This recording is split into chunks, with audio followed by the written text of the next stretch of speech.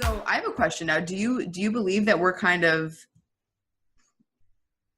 whenever we come into our own wounds and our own traumas to get us to our true path?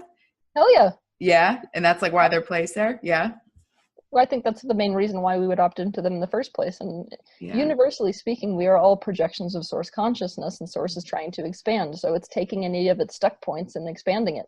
Mm, There's no point for us to come into a life that's expanded. Absolutely none. yeah, yeah. So it's like before, I wish I could take people back to the process of choosing into lives. It's a pretty interesting process. It's like you're looking for where the water gets stuck. And the stream of consciousness that is a specific family line um, is a lot like that. So have you ever played around with like sand and water? Yeah. You build up the bank and then there's like a stuck point with the water in the stream. Each person that's born into a family member progresses the stream of consciousness, which is like water.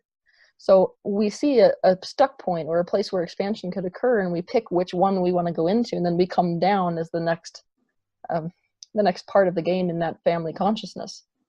And we have to obviously, by doing that, opt into the stuck point, which is all the crappy beliefs and all of the inherited ancestral memories and all that, so as to create shifts within it so that the progression of the family line can continue.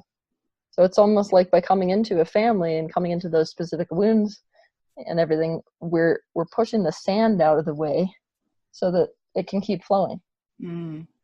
And so why do some of us pick the most stuck points?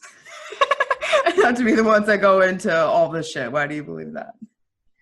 Why do some people like really intense rides at a carnival? I don't know. Yeah. They're just sick bastards. Yeah.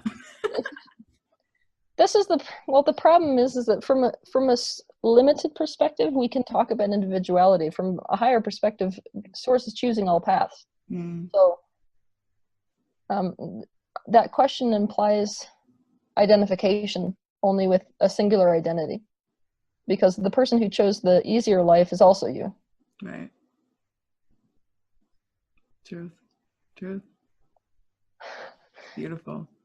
This is difficult. Being a spiritual teacher is very difficult because we're living in a multidimensional reality, which means that different laws are applicable at one dimension and completely BS at another dimension. So it's like we have to look at the truth of all of it. It is all true. Now, how do we live with that, with these apparent dichotomies? Yeah. Individuality down here exists, and up there it doesn't exist. Every life that's ever been lived is your life, so it doesn't matter what your past life was. They're all your past life.